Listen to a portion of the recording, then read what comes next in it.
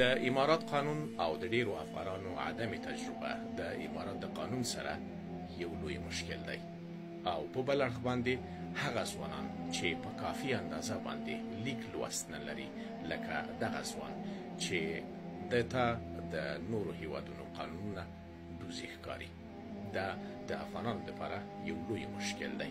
ګورئ افغانانو چې په هر ځای کې تاسو اوسئ لومړی تر ټولو باید د هغه ځای په قانون باندې ځان پوه کړئ. زه هم یو وخت کې د قانون نه ناخبره وم. 18 کاله مخکې زما په یوه ایراني باندې پیسې وې. کله مې چې ایرانی بعد 3 کلونو نه په بازار کې راونیو نو مې تر لاس راونیو او د پولیس سټیشن په طرف باندې مې روان کړ. کله چې پولیس سټیشن ته ورسېدلو د دې ایراني سره یو بل ایرانی چې په دوبۍ کې ډیر وخت تیر کړی و او د دوبۍ په قانون باندې په صحیح معنا باندې پیده هغه ورته وویلې چې په دې خپله غاړه کې د لږ نوکان ولګوه چې یعنې داسې ښکاره شي چې دې سړي ته تر غاړه رانیولی. هغه سړي هم همداسې کار وکاوه زما د سترګو په مقابل کې. کله چې پولیس سټیشن ته لاړلو باور وکړئ یعنې حق او باطل بالعکس شو. صرف د یخن د نیولو په مقابل کې زما هغه کوم پور چې د هغه سړي په سر باندې و هغه یې هغه ته ورمعاف کړ.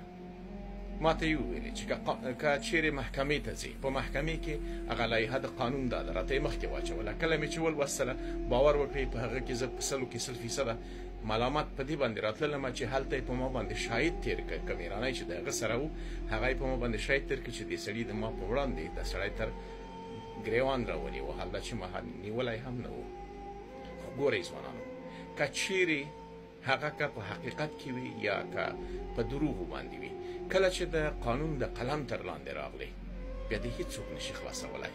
نو مخکې د دې نه چې د داسې شرایطو سره مخامخ شئ لومړی تر ټولو باندې چې په هر ملک کې تاسو اوسئ د هغه ملک هغه قانون په صحیح معنا سره زده کړئ. باور وکړئ هغه قرض صرف په یوه لاس نیولو باندې چې ما هغه تر لاس نیولی و پولیس سټیشن ته یې بوتو او په هغه ځای کې په خپله غاړه باندې نوکان ولګول چې یعنې دغه نوکان دې سړي را لګولي دي. زما هغه قرض په مغه ځای کې هغه ته ورمعاف کړلی شو.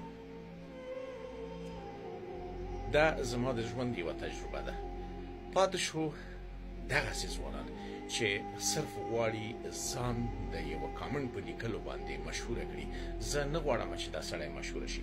د مشهوري په اساس باندې دی کېدی په دې باندې هم نه شي چې د یو فحاش سړي عکس یې په خپل